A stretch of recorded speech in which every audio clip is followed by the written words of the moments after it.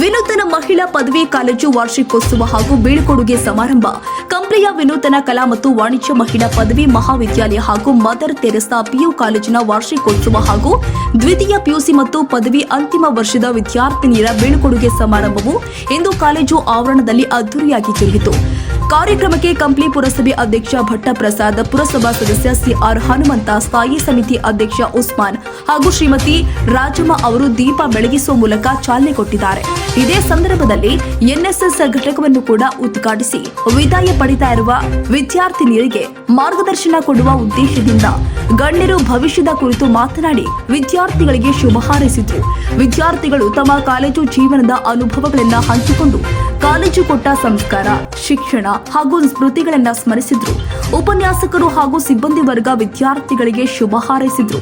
ಇನ್ನು ಕಾರ್ಯಕ್ರಮದಲ್ಲಿ ನಾಗಯ್ಯ, ಕುಮಾರಸ್ವಾಮಿ, ಚಂದ್ರಶೇಖರ, ಬಾಲಪ್ಪ, ರಮೇಶ್, ತಾರಾ, ನಂದ್ಯಾಲ್ ಸೇರಿ ಅನೇಕರು ಪಾಲ್ಗೊಂಡಿದ್ರು.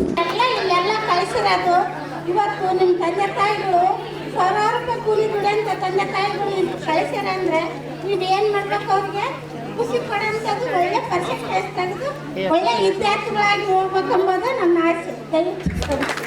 ಇದು ಏನಿದೆಯಲ್ಲ, ಈ ಡಿಗ್ರಿ ಮತ್ತು PUC ಒಂದು ಜಂಕ್ಷನ್ ಇದರಲ್ಲಿ ಬಂದಿರಿ.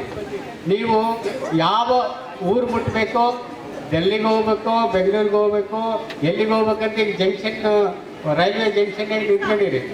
ಹೋಗೋ ರೂಟ್ ಆಯ್ಕೆ ಮಾಡ್ಕೊಂಬೋದು ನಿಮ್ಮ ಹತ್ರ ಐತೆ.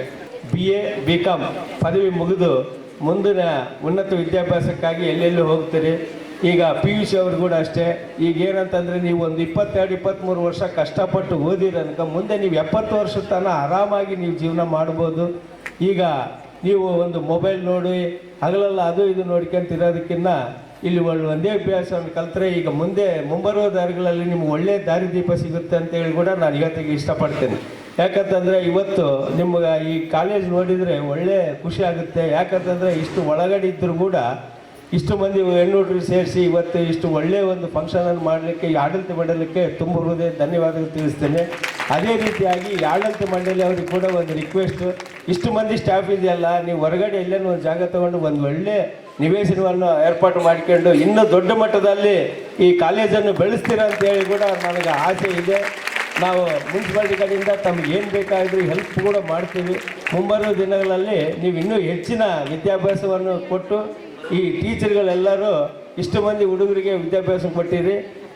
ಈಗ ಇನ್ನೊಂದು ಏನಂತಂದರೆ ಈ BA BComನಲ್ಲಿ ಫೈನಲ್ನಲ್ಲಿ ಯಾರು ಹೆಚ್ಚು ಅಂಶಗಳು ಗಳಿಸಿದರೆ ಅವರಿಗೆ ನಾನು ನನ್ನ ಸ್ವಯಕ್ತಿಕವಾಗಿ 5,000 ರೂಪಾಯಿಗಳನ್ನು ವೈಯಕ್ತಿಕ ಧನವನ್ನು ಕೊಡುತ್ತೇನೆ ಅಂತೇಳಿ. ಇದು 5,000 ಇದಲ್ಲ, ಅದು ಏನಂದರೆ ನಿಮಗೊಂದು ಕಾಂಪಿಟೇಷನ್ ಬರಲಿ ಎಂಬ ಒಂದು ಉದ್ದೇಶ ಅಷ್ಟೇ. ಈ ಮದರ್ ತೆರೇಸಾ ಅಂತ ಈ ಹೆಸರು ಕೇಳಿದ ತಕ್ಷಣವೇ ಮೈ ಕೂದಲ ಜುಮ್ ಅನ್ನುತ್ತೆ ಅಂತ ನೀವು ಕಾಲೇಜಿನಾಗ ಓದ್ತಾ ಇದ್ದೀರಿ. ಆ ರೀತಿ ಬದುಕಬೇಕಂತ ನನ್ನೊಂದು ಆಸೆ. ಆ ಮದರ್ ತೆರೇಸಾ ಹೆಂಗೆ ಬದುಕಿದ್ದಾರೆ ಆ ರೀತಿ ಬದುಕಬೇಕಂತ ನನ್ನ ಆಸೆ. ನೀವೆಲ್ಲರೂ ಆ ದಾರಿಯಲ್ಲಿ ನಡಿಬೇಕು. ಇವತ್ತು ಮಹಿಳೆಯರಂದ ತಕ್ಷಣವೇ ಅಡುಗೆ ಮಾಡೋಕ್ಕೆ, ಬಟ್ಟೆ ತೊಳೆಯೋಕೆ, ಮಕ್ಕಳು ಏರಕ್ಕೆ ಅಂದ್ಕೊಂಡಿದ್ದಾರೆ.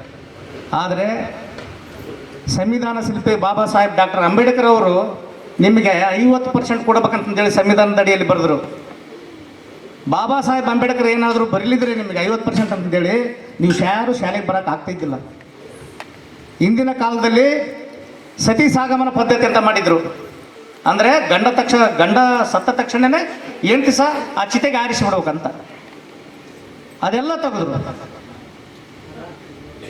ಇವತ್ತು RCB ತಂಡ ಕ್ರಿಕೆಟ್ನಾಗ ಇಲ್ಲಿವರೆಗೆ ಗೆದ್ದಿಲ್ಲ, ಆದರೆ ಮಹಿಳಾ ತಂಡ ಗೆದ್ದಿದೆ.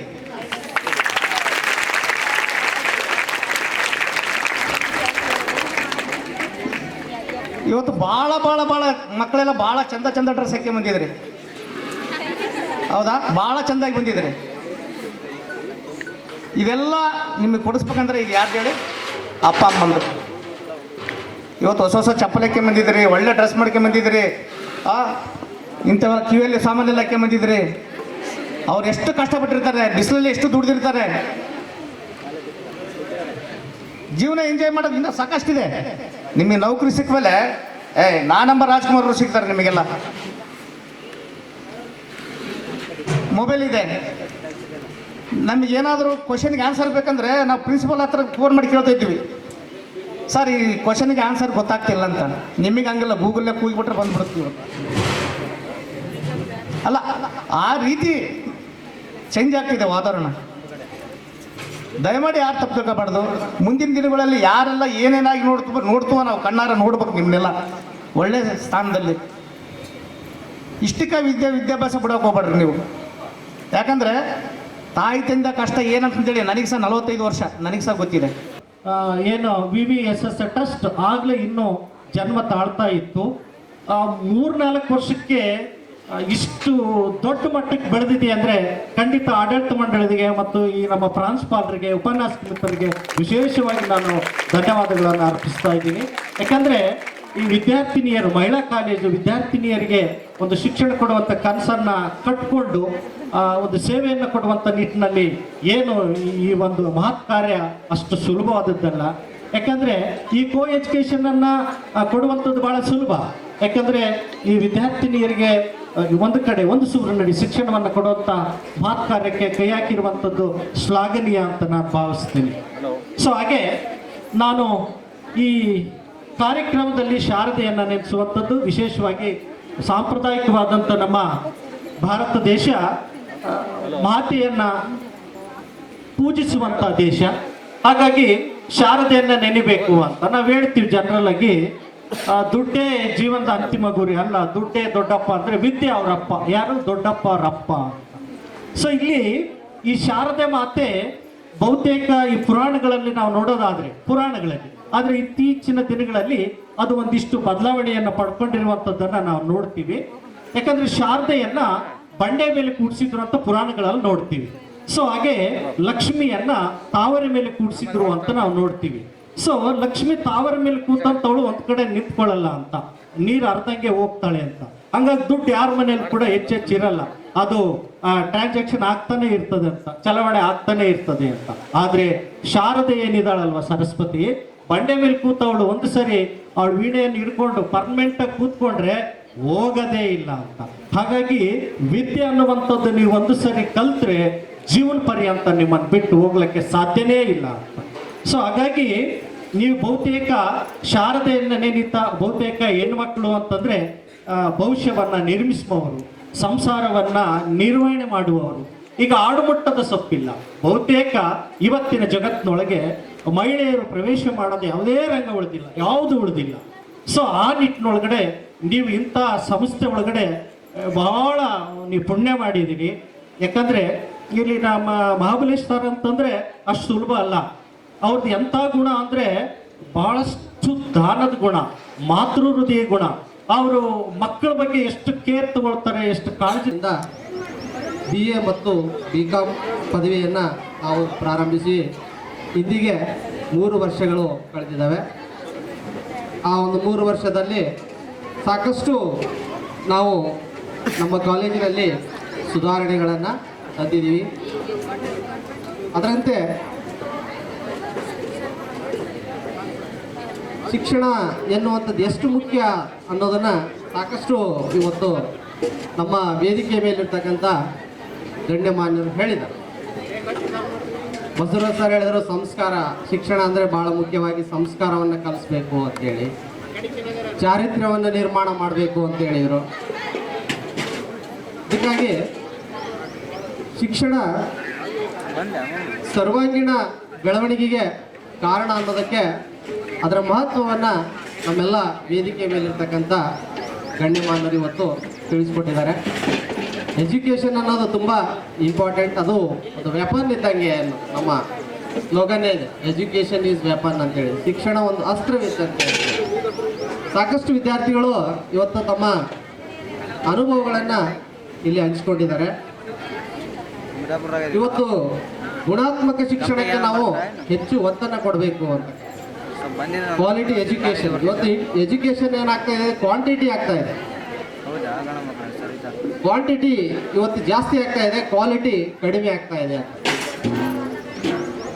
ಅದಕ್ಕಾಗಿ ಕ್ವಾಲಿಟಿ ಎಜುಕೇಷನ್ ಕೊಡಬೇಕಂತ ನಿಟ್ಟಿನಲ್ಲಿ ಕಂಪ್ನಿಯಲ್ಲಿ ನಾವು 2020ನೇ ಸಾಲಿನಲ್ಲಿ ಒಂದು ಸಂಸ್ಥೆಯನ್ನು ಕಟ್ಟಬೇಕು ಅನ್ನುವಂಥ ಹಿನ್ನೆಲೆಯಲ್ಲಿ ನಮ್ಮ ಸಂಸ್ಥೆಯ ಎಲ್ಲ ನಿರ್ದೇಶಕರ ಒಂದು ಒಪ್ಪಂದದ ಮೇರೆಗೆ ಇವತ್ತು ನಾವು ಕಂಪ್ನಿಯಲ್ಲಿ 2020ನೇ ಸಾಲಿನಲ್ಲಿ VVS ಟ್ರಸ್ಟನ್ನು ಪ್ರಾರಂಭಿಸಿ ಅದರ ಅಡಿಯಲ್ಲಿ ಪದವಿ ಪೂರ್ವ ಮತ್ತು ಪದವಿ ಮಹಾವಿದ್ಯಾಲಯಗಳನ್ನು ಪ್ರಾರಂಭಿಸಿ ಇವತ್ತು ಗುಣಾತ್ಮಕವಾದಂಥ ಶಿಕ್ಷಣವನ್ನು ಕೊಡಬೇಕು ಎನ್ನುವಂಥ ಒಂದು ಹಿನ್ನೆಲೆಯಲ್ಲಿ ನಾವು ನಿರಂತರ ಹಗಲಿರುಳು ಪ್ರಯತ್ನವನ್ನು ಮಾಡುವುದರ ಮೂಲಕ ಕಳೆದ ಸಾಲಿನಲ್ಲಿ 2023-24ನೇ ಸಾಲಿನಲ್ಲಿ PUCಯ ಮೊದಲ ಬ್ಯಾಚ್ ಶೇಕಡ 100% ಫಲಿತಾಂಶವನ್ನು ಕೊಡುವುದರ ಮೂಲಕ ಕಂಪನಿಯಲ್ಲಿ ನಾವು ಒಂದು ಹೊಸ ದಾಖಲೆಯನ್ನು ಕೂಡ ನಿರ್ಮಿಸಿದ್ದೀವಿ. ಕೇವಲ 17 ವಿದ್ಯಾರ್ಥಿಗಳು ಈ ಹಂತಕ್ಕೆ ಬಂದು ಪರೀಕ್ಷೆಯನ್ನು ಬರೆಯುವ ಹಂತದಲ್ಲಿರ್ತಕ್ಕಂಥ ತಮ್ಮೆಲ್ಲರೂ ಕೂಡ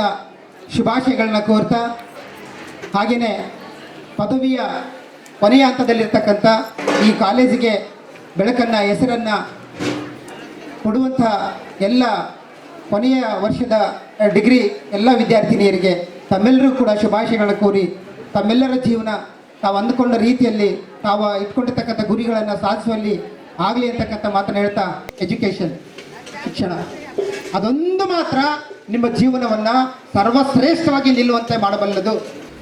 ಪಾಸಾದಾಗ ಸುಮಾರು 11 ವಿದ್ಯಾರ್ಥಿಗಳನ್ನು ಮಾತ್ರ ನಾವು ಹೊಂದಿದ್ವಿ. ಎಲ್ಲ 11 ವಿದ್ಯಾರ್ಥಿಗಳು ಶೇಕಡ 93% ಬಂತು. ಆಗ ಅದ್ರ ಜೊತೆಗೆ ಒಬ್ಬ ವಿದ್ಯಾರ್ಥಿನಿ ಮಾತ್ರ ಒಂದು ಸಬ್ಜೆಕ್ಟಲ್ಲಿ ಮಾತ್ರ ಫೇಲ್ ಆಗಿದೆ. ಅದೊಂದು ವಿದ್ಯಾರ್ಥಿನಿ ಆಗಿದ್ದರೆ ಸಾಮಾನ್ಯವಾಗಿ ನಮ್ಮ ಫಲಿತಾಂಶ ಪ್ರಥಮ ಫಲಿತಾಂಶ ಶೇಕಡ 100% ಆಗ್ತಿತ್ತು. ಈ ಫಲಿತಾಂಶದ ಉತ್ತಮ ಬರೋದಕ್ಕೆ ನಾನೊಬ್ಬನೇ ಕಾರಣ ಅಲ್ಲ, ಮಧ್ಯಾಹ್ನದ ಸಾರ್ ಒಬ್ಬರೇ ಕಾರಣ ಅಲ್ಲ. ಆಡಳಿತ ಮಂಡಳಿಗೆ ಒಂದು ಸಪೋರ್ಟು ಮತ್ತು ಉಪನ್ಯಾಸಕರ ಒಂದು ನಿರಂತರ ಒಂದು ಪ್ರಯತ್ನ. ಆಮೇಲೆ ಈ ವರ್ಷದಲ್ಲಿ ನಾವು ಸುಮಾರು PUCಯಲ್ಲಿ ಸುಮಾರು 210 ವಿದ್ಯಾರ್ಥಿಗಳನ್ನು ಹೊಂದಿದ್ದೀವಿ. ಫಸ್ಟ್ ಇಯರ್ನಲ್ಲಿ 120 ವಿದ್ಯಾರ್ಥಿನಿಯರನ್ನು, ಸೆಕೆಂಡ್ ಇಯರಿಗೆ ಶನಿವಾರದಿಂದ ಪ್ರಾರಂಭ ಆಗ್ತಕ್ಕಂಥ ವಿದ್ಯಾರ್ಥಿಗಳಿಗೆ ಸುಮಾರು 80 ವಿದ್ಯಾರ್ಥಿಗಳು ನಮ್ಮಲ್ಲಿದ್ದಾರೆ. ಇವರಿಗೆಲ್ಲ ಕಾಲಕ್ಕೆ ಪರೀಕ್ಷೆಗಳನ್ನು ಮಾಡಿ ಸುಮಾರು 3 ಪ್ರಿಪರೇಟರಿಗಳನ್ನು ನಾವು ಕಂಡಕ್ಟ್ ಮಾಡಿದ್ವಿ. ಈ ಅಂದರೆ ಪೂರ್ವ ಸಿದ್ಧತಾ ಪರೀಕ್ಷೆಗಳನ್ನು 3 ಪರೀಕ್ಷೆಗಳನ್ನು ನಾವು ಮಾಡಿದ್ವಿ. ಇದ್ರ ಉದ್ದೇಶ ಇಷ್ಟೇ, ಲಾಸ್ಟ್ ಇಯರ್ಗಿಂತಲೂ ನಮ್ಮ ಆಡಳಿತ ಮಂಡಳಿ ಒಂದು ಕೋರಿಕೆ ಏನಂದರೆ ಲಾಸ್ಟ್ ಇಯರ್ಗಿಂತಲೂ ಉತ್ತಮವಾದ ಫಲಿತಾಂಶ ಬರಬೇಕು ಅಂತಕ್ಕಂಥದ್ದೇ ಅವ್ರದ್ದು ಉದ್ದೇಶ. ಯಾವಾಗಾದರೂ ಕೂಡ ಹೇಳೋದು ಒಂದೇ, ಈ ಒಂದು ಫಲಿತಾಂಶ ಉತ್ತಮವಾಗಿದ್ದರೆ ಮಾತ್ರ ಸಂಸ್ಥೆ ಮಾರ್ಕೆಟ್ನಲ್ಲಿ ನಮ್ಮ ಕಾಲೇಜು ಸ್ಟ್ಯಾಂಡ್ ಆಗಿ ಸಾಧ್ಯ ಆಗ್ತದೆ ಇವತ್ತು. ಯಾಕಂದರೆ ಪೈಪೋಟಿಯಿಂದ ಇರ್ತಕ್ಕಂಥ ಒಂದು ಜಗತ್ತಿನಲ್ಲಿ ನಾವು ಕೂಡ ಪೈಪೋಟಿಯಿಂದ ಮುಂದೆ ಹೋಗಬೇಕು. ಆ ಒಂದು ಪೈಪೋಟಿಗೆ ತಕ್ಕಂತೆ ಈ ಸಂಸ್ಥೆಯಲ್ಲಿ PUC ವಿದ್ಯಾರ್ಥಿಗಳಿಗಾಗಿರ್ಬೋದು, ಆಮೇಲೆ ಪದವಿ ವಿದ್ಯಾರ್ಥಿನಿಯರಿಗಾಗಿರ್ಬೋದು, ಕಡಿಮೆ ಶುಲ್ಕದಲ್ಲಿ ಮತ್ತು ಅತ್ಯಂತ ಹೆಚ್ಚಿನ ಒಂದು ಹಣವನ್ನು ವ್ಯಯ ಮಾಡಿ ಪುಸ್ತಕಗಳನ್ನು ಎಲ್ಲ ವಿದ್ಯಾರ್ಥಿಗಳಿಗೆ ಸಾಧ್ಯವಾದಷ್ಟು ಮಟ್ಟಿಗೆ ಎಲ್ಲ ವಿದ್ಯಾರ್ಥಿಗಳಿಗೆ ಪುಸ್ತಕಗಳನ್ನು ಕೊಟ್ಟಿದ್ದೀವಿ. ಬೇರೆ ಬೇರೆ ಕಾಲೇಜುಗಳಲ್ಲಿ ಕಂಪೇರ್ ಮಾಡಿದರೆ ಕಡಿಮೆ ಫೀಸ್ನಲ್ಲಿ ನಾವು ಸಾಕಷ್ಟು ಒಂದು ವಿದ್ಯಾರ್ಥಿನಿಯರಿಗೆ ಅನುಕೂಲ ಮಾಡಿಕೊಟ್ಟಿದ್ದೀವಿ. ಅದ್ರ ಜೊತೆಗೆ ಉತ್ತಮವಾಗಿರ್ತಕ್ಕಂಥ ಒಂದು ಸಿಬ್ಬಂದಿ ನಮ್ಮಲ್ಲಿದೆ. ಪದವಿಗಾಗ್ಬೋದು ಅಥವಾ ಪದವಿ ಪೂರ್ವ ಆಗಿರ್ಬೋದು, ಎಲ್ಲವೂ ಯಾರು ನೋಡ್ತಾರೆ, ವಿದ್ಯಾರ್ಥಿಗಳ ಸಂಖ್ಯೆಯನ್ನು ನೋಡಲ್ಲ, ಫಲಿತಾಂಶವನ್ನು ನೋಡ್ತಾರೆ.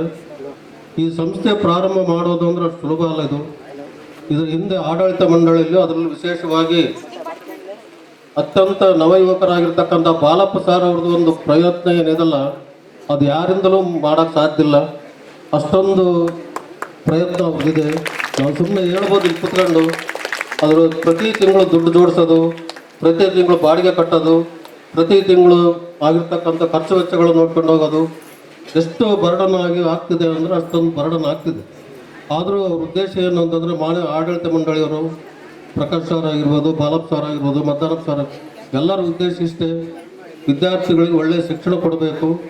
ಅದನ್ನು ಒಳ್ಳೆಯ ಒಂದು ಭವಿಷ್ಯದಲ್ಲಿ ವಿದ್ಯಾರ್ಥಿಗಳು ಕೂಡ ತಾವು ನೆನೆಸಿಕೊಳ್ಬೇಕು ಈ ಒಂದು ಸಂಸ್ಥೆ ಅಂತಕ್ಕಂಥ ಉದ್ದೇಶದಿಂದ ಸಾಕಷ್ಟು ಆರ್ಥಿಕ ಸಹಾಯ, ಆರ್ಥಿಕ ತೊಂದರೆ ಇದ್ದರೂ ಕೂಡ ಎಲ್ಲ ವಿದ್ಯಾರ್ಥಿಗಳಿಗೂ ಸಾಕಷ್ಟು ಬುಕ್ಸ್ ಕೊಡೋದಾಗಲಿ ಇನ್ನಿತರ ಸೌಲಭ್ಯಗಳನ್ನು ಮಾಡಿದ್ದೀವಿ ನಾವು. ಈ ಒಂದು ಅವಕಾಶದಲ್ಲಿ ಏನು ಅಂತಂದರೆ ತಾವು ಕೂಡ ನಮ್ಮ ಸಂಸ್ಥೆಗೆ ಒಳ್ಳೆಯ ಫಲಿತಾಂಶವನ್ನು ಕೊಡಬೇಕು. ಫಲಿತಾಂಶದ ಮೇಲೇ ಮಾರ್ಕೆಟ್ನಲ್ಲಿ ನಾವು ಸ್ಟ್ಯಾಂಡ್ ಆಗಕ್ಕೆ ಸಾಧ್ಯ ಆಗ್ತದೆ. ಈಗ ಇನ್ನೂ 2 ವರ್ಷದಲ್ಲಿ ಸುಮಾರು 3ನೇ ವರ್ಷ ಇದು. 3ನೇ ವರ್ಷದಲ್ಲಿ ಸುಮಾರು 600 ವಿದ್ಯಾರ್ಥಿಗಳನ್ನು ನಾವು ಕಂಡುಕೊಂಡಿದ್ದೀವಿ. ಅಲ್ಲಿ ಏನಂದ್ರೆ ಇಲ್ಲಿ ಫಸ್ಟ್ ಸೇಫ್ಟಿ ಇಂಪಾರ್ಟೆಂಟು. ನಮ್ಮ ಸಂಸ್ಥೆಯಲ್ಲಿ ಯಾವುದೇ ವಿದ್ಯಾರ್ಥಿ ಮೇಲೆ ಬಂದು ಕಾಲೇಜಿಗೆ ಬಂದಾಳಂದರೆ ಕೆಳಗಡೆ ಹೋಗೋಕೆ ಯಾರಿಗೂ ಅವಕಾಶ ಕೊಡಲ್ಲ. ದ್ವಿತೀಯ PUCಯಲ್ಲಿ ಆಯ್ಕೆ ಇದೆ ನಮ್ಮ ಕೈಯಲ್ಲಿ ಪಾಠ ಓದಿರ್ತದೆ. ಹೆಣ್ಮಕ್ಳ ಜೀವನ ಒಂದು ಪಾಠದಲ್ಲಿ ಸಹಜವಾಗಿ ಅನ್ಕೊಂತಿರ್ತಾರೆ ಭಾಳಷ್ಟು ಜನ ಹೆಣ್ಮಕ್ಳು. ಈಗಿಲ್ಲ, ಅದು ಮೊದಲಿತ್ತು. ಹೆಂಗೋ ಅವ್ನು ತಾಳಿ ಕಟ್ಕೊಂಡು ಹೋಗ್ತಾನೆ, ಮದುವೆ ಮಾಡ್ಕೊಂಡು ಹೋಗ್ತಾನೆ, ಅವ್ನು ಸಾಕ್ತಾನ, ಸಲುತ್ತಾನ. ಅದು ಒಂದಿತ್ತು ಕಾಲ. ಈಗಿಲ್ಲ. ಹೆಣ್ಮಕ್ಳು ಯಾವುದ್ರಲ್ಲಿ ಕಡಿಮಿಲ್ಲ. ಯಾವತ್ತೂ ಇನ್ನೊಬ್ಬರ ಮೇಲೆ ಡಿಪೆಂಡ್ ಆಗಬೇಡ್ರಿ. ನಿಮ್ಮ ಜೀವನವನ್ನು ನೀವು ರೂಪಿಸ್ಕೊಳ್ರಿ. ಏನಾಗಲೂ ಒಂದು ಕಸುಬು ಇರ್ಬೇಕು ನಿಮಗೆ. ಇನ್ನೊಬ್ಬರ ಮೇಲೆ ಡಿಪೆಂಡ್, ಅವಲಂಬನೆ, ಪರಾವಲಂಬಿ ಜೀವನ ಬೇಡ. ಸ್ವಾವಲಂಬಿ ಜೀವನ ಇದ್ದವ್ರು ಮಾತ್ರ ಈ ಒಂದು ಪ್ರಪಂಚದಲ್ಲಿ ಜಯ ಗಳಿಸ್ತ್ರಿ. ಪರಾವಲಂಬಿ, ನನ್ನ ಗಂಡ ಇದೇನಾ, ನನ್ನ ಅಣ್ಣ ಇದೇನಾ, ತಮ್ಮ ಇರ್ತಾರ, ಇರಲಿ. ಎಲ್ಲರೂ ಯಾವತ್ತೂ ನಮ್ಮ ಜೊತೆಗೆ ಶಾಶ್ವತವಾಗಿರಲ್ಲ, ನೆನಪಿರಲಿ. ಮದುವೆ ಮಾಡ್ಕೊಂಡಿರ್ತ್ರಿ, ಗಂಡ ಇರ್ತಾನ ಎಲ್ಲಿವರೆಗೆ ಗೊತ್ತಿಲ್ಲ. ಸಮಯ ಸಂದರ್ಭಗಳು ನಮ್ಮ ಕೈಯಲ್ಲಿಲ್ಲ. ಅದಕ್ಕೆ ನಮ್ಮ ಮುಂದಿನ ಜೀವನ ಉಜ್ವಲಿಸ್ಬೇಕಂದ್ರೆ, ಪ್ರಜ್ವಲಿಸ್ಬೇಕಂತಂದ್ರೆ ನಿಮ್ಮನ್ನ ನಂಬಿಕೊಂಡು, ನಿಮಗೂ 2-3 ಜನ ಮಕ್ಕಳಾಗಿರ್ತಾರ, ಆ ಮಕ್ಕಳು ಚಂದ ಆಗಿರ್ಬೇಕಂತಂದ್ರೆ ನೀವು ಯಾವುದಾದ್ರೂ ಒಂದು ಕೆಲಸದಲ್ಲಿ ತೊಡಗಿಸ್ಕೊಂಡಿರ್ಬೇಕು. ಓದೇ ಜೀವನ ಅನ್ಕೋಬೇಡ್ರಿ. ಓದಿನಿಂದ ನಾನು ಓದೇ ಜಾಬ್ ತಗೋಬೇಕು, ಜಾಬ್ ತಗೊಳ್ಳಾರ್ದಂಗೆ ಬದುಕೋರು ಭಾಳಷ್ಟು ಜನ ಇದ್ದಾರೆ. ಓದು ಏನಂದ್ರೆ ನಮಗೆ ಸಂಸ್ಕಾರವನ್ನು ಕಲಿಸ್ಬೇಕು. ಓದಿನಿಂದ ಸಂಸ್ಕಾರ, ಸಂಸ್ಕಾರ ಇದ್ದರೆ ಸರಸ್ವತಿ ತಾನಾಗೆ ಒಲಿತಾವೆ. ಆ ಕಾರಣಕ್ಕೋಸ್ಕರ ಫಸ್ಟ್ ಸಂಸ್ಕಾರ. CR ಹನುಮಂತಣ್ಣನವರು ಭಾಳ ಚಂದ ಉದಾಹರಣೆ ಕೊಟ್ಟರು. ಹೆಣ್ಮಕ್ಳಿಗೆ ಸಂಸ್ಕಾರ ಒಂದು ಇದ್ದುಬಿಟ್ರಿಗಿನ ಸಾಕು, ಆ ಮನೆ ನಂದಾದೀಪ ಆಗಿರ್ತಾರೆ. ಮನೆಯಲ್ಲಿ ಹೆಣ್ಮಕ್ಳು ಪ್ರಶಾಂತವಾಗಿದ್ದರೆ ಆ ಮನೆ ಚಂದನೇ ಬೇರೆ. ಅದಕ್ಕೆ ನೀವು ಫಸ್ಟ್ ಸಂಸ್ಕಾರ ನಿಮ್ಮಲ್ಲಿ ಪ್ರತಿಯೊಬ್ಬರಲ್ಲಿ ಕಂಡು ಬರ್ತತೆ, ಅದನ್ನು ಮುಂದುವರಿಸ್ರಿ. ಜೊತೆಗೆ ದ್ವಿತೀಯ PUC ಎಕ್ಸಾಮ್ ಬರ್ತಕ್ಕಂತಹ ಎಲ್ಲ ವಿದ್ಯಾರ್ಥಿನಿಯರಿಗೆ ಹಾಗೂ BA ಅಂತಿಮ ವರ್ಷದ ಎಲ್ಲ ವಿದ್ಯಾರ್ಥಿನಿಯರಿಗೆ ಶುಭವಾಗಲಿ ಅಂತ ಮನಸ್ಫೂರ್ತಿ. 17 ವರ್ಷ ವರ್ಕ್ ಮಾಡಿದೆ. ಆನಂತರ ಮತ್ತೆ ಇನ್ನೂ ಓದಬೇಕಂತ ಆಸಕ್ತಿ ಇತ್ತು. ಅದಕ್ಕೆ ಕರೆಸ್ಪಾಂಡೆನ್ಸ್ ಎಲ್ಲ ನಾನು ಡಿಗ್ರಿ ಮಾಡಿದೆ, ಅದಕ್ಕೆ PG ಮಾಡಿದೆ. ಆಮೇಲೆ ಮತ್ತೆ ಇನ್ನೂ ಏನು ಮಾಡಬೇಕಲ್ಲ ಅಂತೇಳಿ ಮತ್ತೆ KCET ನೆಟ್ಗೆಲ್ಲ ಸ್ಟಡಿ ಮಾಡ್ತಿದ್ದೆ. ಅಂದರೆ KCET ನೆಟ್ ಪಾಸ್ ಆಗೋದಂದ್ರೆ ಒಂದು ಭಾಳ ದೊಡ್ಡದಿದು. ಅಷ್ಟು ಈಸಿಯಾಗಿ ಯಾರೂ ಅದು ಗೆಟ್ಟನಾಗಲ್ಲ. ಅದನ್ನು ಒಂದು 2 ಸಲ ಮಾಡಿದ್ದೆ, ಆಗಲಿಲ್ಲ. ಒಂದು 3ನೇ ಸಲಿಗೆ ನಮ್ಮ KCET ಆಯಿತು. ಅದೇ ರೀತಿ ನೆಟ್ಟು ಟ್ರೈ ಮಾಡ್ತಿದ್ದೆ. ಅಂದರೆ ನಿರಂತರವಾಗಿ ಸ್ಟಡಿ ಮಾಡ್ತಾಯಿದ್ದರೆ ನಾವು ಏನಾದರೂ ಕೂಡ ಸಾಧನೆ ಮಾಡಬಹುದು. ನೀವು ಕೂಡ ಒಂದು ನಿರಂತರವಾಗಿ ಅಧ್ಯಯನ ಮಾಡಬೇಕು. ಅದೇ ರೀತಿ ಜೀವನದಲ್ಲಿ ಸಾಧನೆ ಇಟ್ಕೋಬೇಕು. ನಾವು ಓದ್ತಿದ್ದೀವಿ ಅಂದರೆ ಏನೋ ಒಂದು ಗುರಿ ಸಾಧಿಸೋವರೆಗೂ ನಾವು ಹಿಂದೆ ಸರಿಬಾರ್ದಂತ ಒಂದು ಗುರಿ ಇಟ್ಕೊಂಡು ಓದೋಕ್ಕೆ ಸ್ಟಾರ್ಟ್ ಮಾಡಬೇಕು. ಅದೇ ರೀತಿ ಹುಡುಗರಿಗಿಂತ ಹುಡುಗಿಯರೇ ಸ್ವಲ್ಪ ಹೆಚ್ಚು ಕಷ್ಟಪಟ್ಟು ಓದ್ತಿದ್ರೆ, ಯಾಕಂದರೆ ಹುಡುಗರಿಗೆ ದಾರಿ ಈಸಿಯಾಗಿರುತ್ತೆ. ಅವರು ಮನೆ ಮತ್ತು ಕಾಲೇಜ್ ಅಂತ ಟ್ಯೂಷನ್ ಅಂತ ಹೋಗ್ತಾ ಇರ್ತಾರೆ. ಆದರೆ ನೀವು ಹುಡುಗಿಯರು ಮನೆಗೆ ಕೆಲಸ ಮಾಡಬೇಕು ಮತ್ತು ಹೊರಗಡೆನೂ ಓದಬೇಕು. ಒಂದು ಸ್ಟೇಟಸ್ ನೋಡಿದ್ದೆ, ಎರಡು ಇದು ಮಾಡಿರ್ತಾರೆ. ಒಂದು ಕಡೆ ಹುಡುಗರು, ಒಂದು ಕಡೆ ಹುಡುಗಿಯರು. ಹುಡುಗರಿಗೆ ಈಸಿಯಾಗಿ ಬುಕ್ಸ್ ಸಿಗ್ತವೆ, ಆದರೆ ಹುಡುಗಿಯರಿಗೆ ಈಸಿಯಾಗಿ ಬುಕ್ಸ್ ಸಿಗಲ್ಲ. ಪಾತ್ರೆ ತೊಳಿಬೇಕು, ಬಟ್ಟೆ ತೊಳಿಬೇಕು, ಮನೆ ಕೆಲಸ ಮಾಡಬೇಕು, ಆ ನಂತರ ಓದಬೇಕು. ಈ ರೀತಿಯಾಗಿ ನೀವೆಲ್ಲ ಮನೆ ಕೆಲಸ ಮಾಡಿಕೊಂಡು ಕೂಡ ಹುಡುಗಿ ಚೆನ್ನಾಗಿ ಓದ್ತಿದ್ರಿ.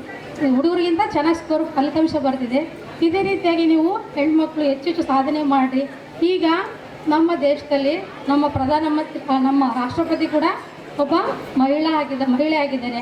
ಅದೇ ರೀತಿಯಾಗಿ ನಮ್ಮ ಫೈನಾನ್ಸ್ ಮಿನಿಸ್ಟರ್ ಕೂಡ, ಅವರು ಕೂಡ ನಿರ್ಮಲಾ ಸೀತಾರಾಮನ್ ಅವರು ಕೂಡ ಒಬ್ಬ ಮಹಿಳೆ ಆಗಿದ್ದಾರೆ. ಅದೇ ರೀತಿ ನಮ್ಮ ಕ್ಯಾಪಿಟಲ್ ಸಿಟಿ ಯಾವುದು ಹೇಳಿದ್ರೆ ಡೆಲ್ಲಿ. ಆ ಡೆಲ್ಲಿಲಿ ಕೂಡ ಈಗ ನೂತನ ಮುಖ್ಯಮಂತ್ರಿಯಾಗಿ ಒಬ್ಬ ಮಹಿಳೆ ಕೂಡ ಆಯ್ಕೆ ಮಾಡಿದ್ರು. ಅಂದರೆ currency, capital and territory president, ಇವರು 3 ಜನ ಕೂಡ ಮಹಿಳಾ ಅಭ್ಯರ್ಥಿಗಳಾಗಿದೆ. ಅದೇ ರೀತಿ ಕೂಡ ನೀವು ಮಹಿಳೆಯರಾಗಿ ಯಾವುದೇ ರೀತಿ ನೀವು ಕಡಿಮೆ ಇಲ್ಲ, ಗಂಡು ಮಕ್ಕಳಿಗಿನ ಹೆಚ್ಚು ಓದ್ರಿ. ಅಂದರೆ ಒಂದು ಗುರಿ ಸಾಧನೆ ಮಾಡೋರ್ಗೂ ಹಿಂದೆ ಸರಿಪಟ್ಟು. ಈಗ ಕಾಲೇಜಿಗೆ ನಿಮ್ಮ ಅಪ್ಪ ಅಮ್ಮ ಕಳಿಸ್ತಾ ಇದ್ದಾರೆ, ಕಷ್ಟಪಟ್ಟು ಓದ್ರಿ, ಅವ್ರಿಗೊಂದು ಒಳ್ಳೆಯ ಹೆಸರು ತರ್ರಿ. ನೀವು ಕೂಡ ಜೀವನದಲ್ಲಿ ಸಾಧನೆ ಅಂತೂ ಯಾರು ಒಬ್ಬರು ಸೊತ್ತಲ್ಲ, ಯಾರು ಕೂಡ ಎಲ್ಲರೂ ಸಾಧನೆ ಮಾಡ್ಬೋದು. ಸಾಧನೆ ಮಾಡಬೇಕಂದ್ರೆ ಪರಿಶ್ರಮ ಇರಬೇಕು. ಗುರಿ ಮುಟ್ಟೋವರೆಗೂ ಹಿಂದೆ ಸರಿಬಾರ್ದು. ಎಷ್ಟೇ ಕಷ್ಟ ಆದರೂ ಓದನ್ನು ಬಿಡಬಾರ್ದು. ಅದೇ ರೀತಿಯಾಗಿ ಈ ಒಂದು ಕಾಲೇಜಿಗೆ ನನ್ನ ಕೈಯಲ್ಲಿ ಕಲಿತಂಥ ಒಂದು ವಿದ್ಯಾರ್ಥಿನಿ ಇದೇ ಕಾಲೇಜಿಗೆ ಅಡ್ಮಿಷನ್ ಆಗಿದ್ದಾರೆ. ಅವರು ತಂದೆ ತಾಯಿ ಭಾಳ ಬಡವರು, ಅದರಲ್ಲಿ ಕೂಡ 4 ಹೆಣ್ಮಕ್ಳು ಕೂಡ ಅವ್ರ ಮಕ್ಕಳಿಗೆ ಎಲ್ಲ ಫೆಸಿಲಿಟಿ ಕೊಡ್ತಿದ್ದಾರೆ. ಅದೇ ರೀತಿ ಅವರು ಒದಗಿಸೋ ಸೌಲಭ್ಯಕ್ಕೆ ತಕ್ಕಂತೆ ಮಕ್ಕಳು ಕೂಡ ಚೆನ್ನಾಗಿ ಓದ್ತಿದ್ದಾರೆ. ಈ ಸೈನ್ಸಲ್ಲಿ ಮತ್ತು PUCಯಲ್ಲಿ 90 ಮತ್ತು 89 ಥರ PUC ಮಗಳು ಮಾಡಿದ್ದಾರೆ.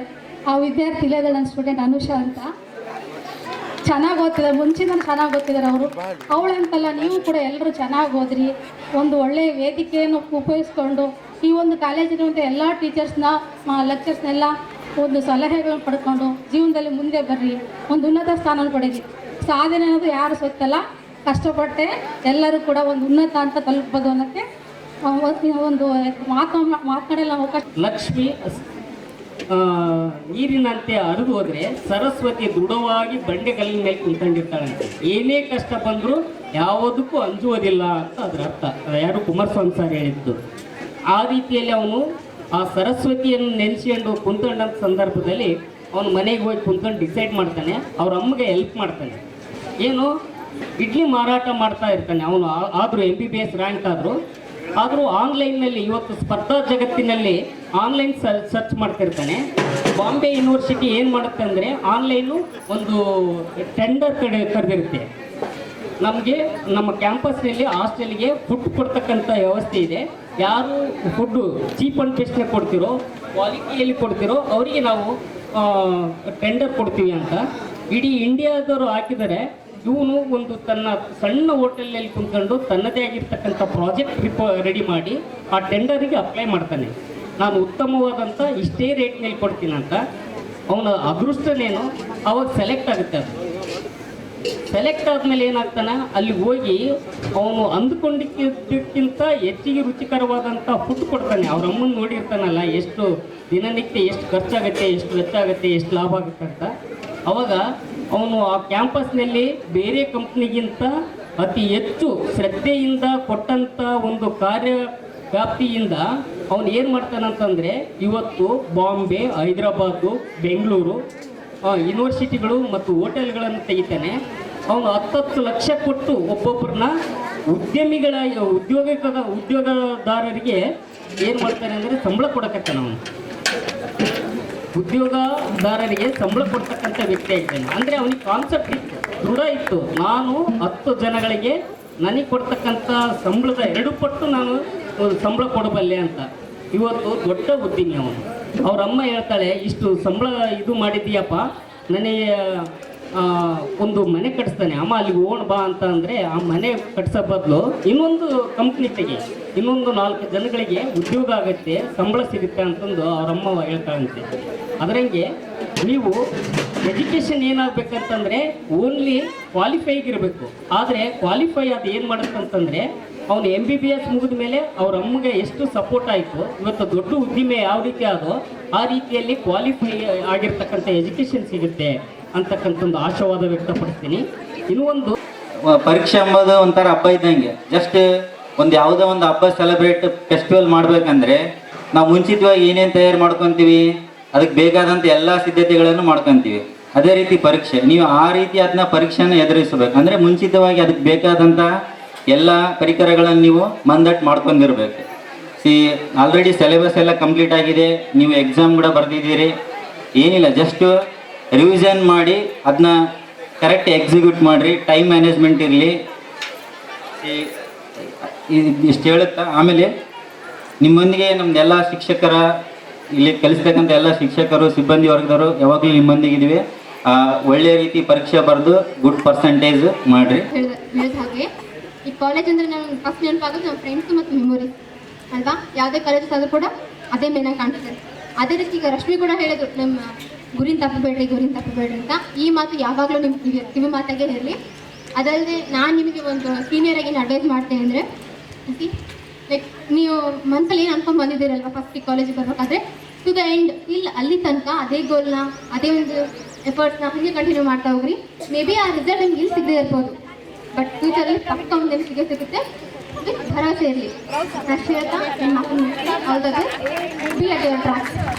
ಇಂದು ನಾವು ಆ ಸ್ಟೇಜ್ನಲ್ಲಿ ಕುತ್ಕೊಂಡು ನೋಡ್ಬೇಕಾದ್ರೆ ಅನಿಸುತ್ತೆ ಎಷ್ಟು ಬೇಗ ನಮ್ಮ ಕಾಲೇಜ್ ನಾವು ಬಿಟ್ಟು ಹೋಗ್ತಿದ್ದೀವಿ ಅಂತ.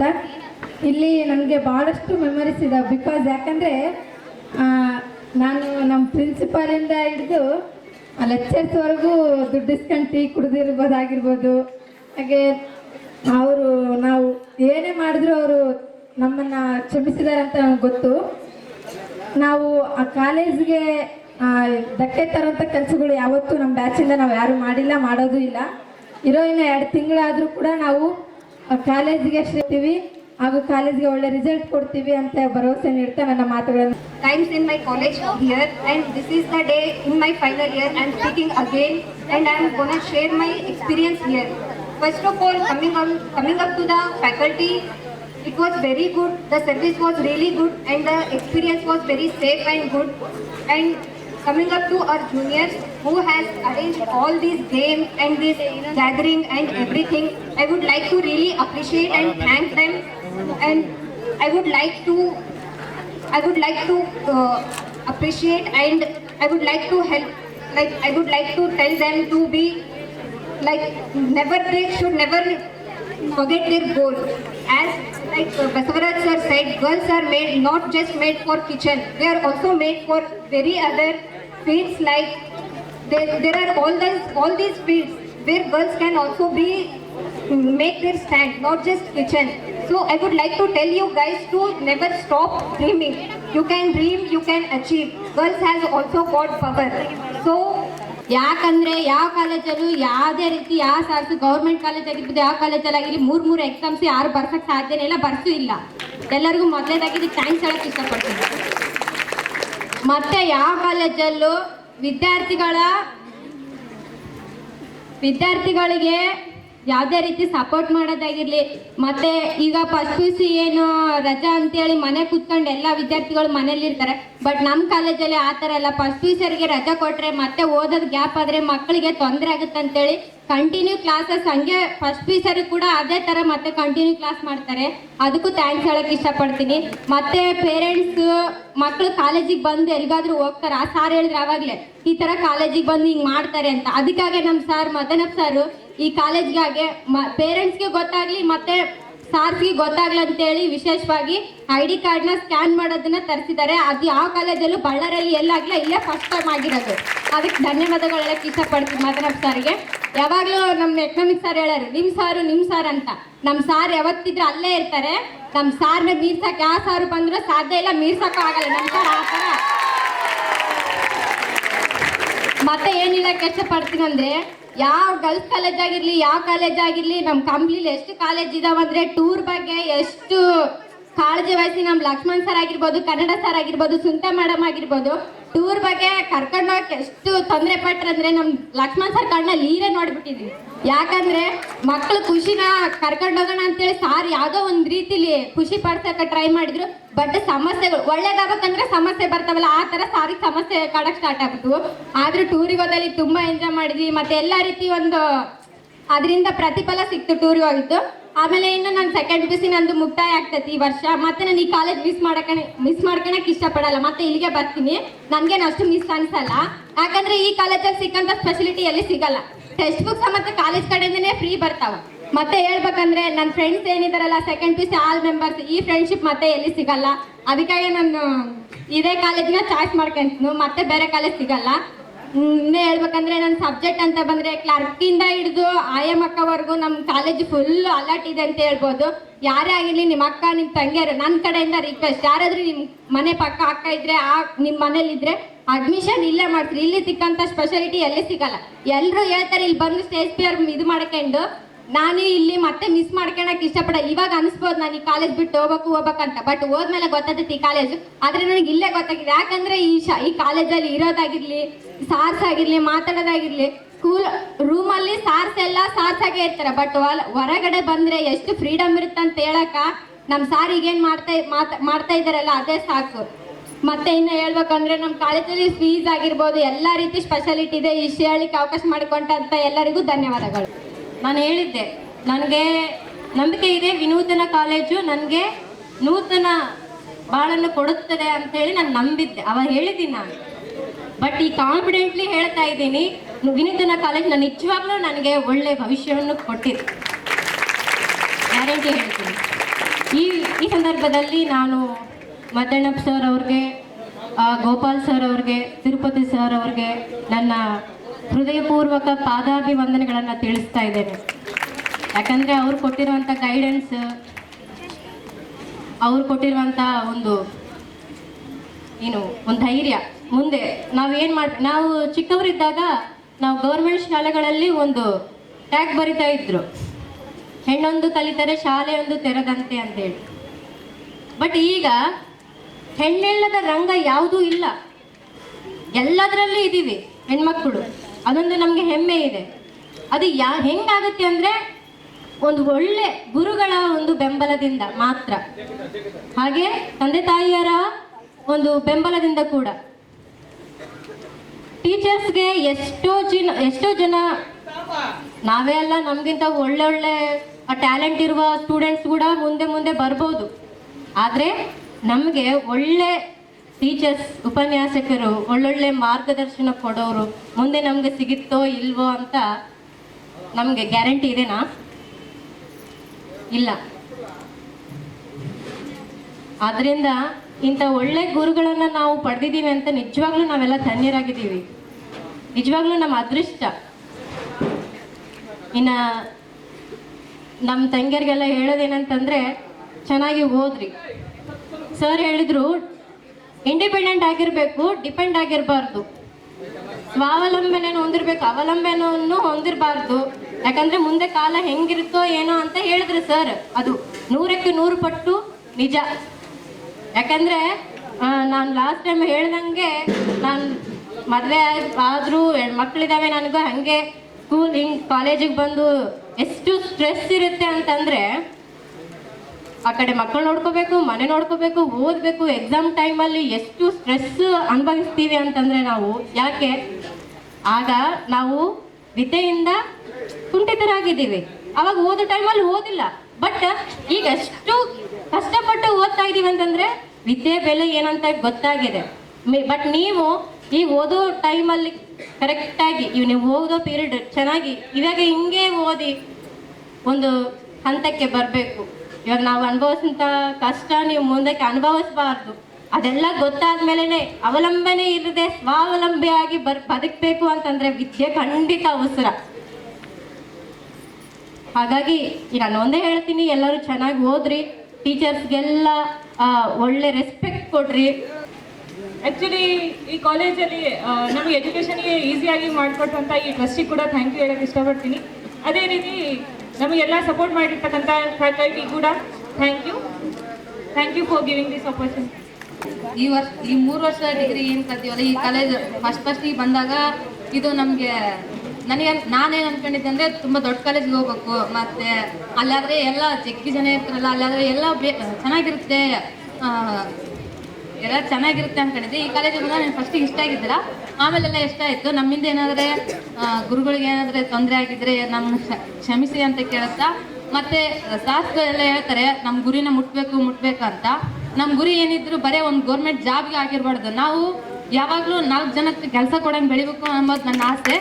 ಇದನ್ನು ನಾನು ಈಡೇರಿಸ್ತೀನಿ. ನಾನು ಈಡೇರಿಸೋಷ್ಟು ನನ್ನಲ್ಲಿ ಶಕ್ತಿ ಇದೆ ಅಂತ ನನಗೆ ಗೊತ್ತು. ಇದನ್ನು ನೀವು ಗುನೆಗೆ ಬರೀ ಗೌರ್ಮೆಂಟ್ ಜಾಬಿಗೆ ಮಾತ್ರ ಸೀಮಿತ ಆಗಿರಬಾರ್ದು, ನಿಮ್ಮಿಂದ 4 ಜನ ಕೆಲಸ ಕೊಡಬೇಕು ಅನ್ನೋಷ್ಟು ಮಟ್ಟಿಗೆ ನೀವು ಬೆಳಿಬೇಕು ಅಂತ ಹೇಳ್ತಾರೆ.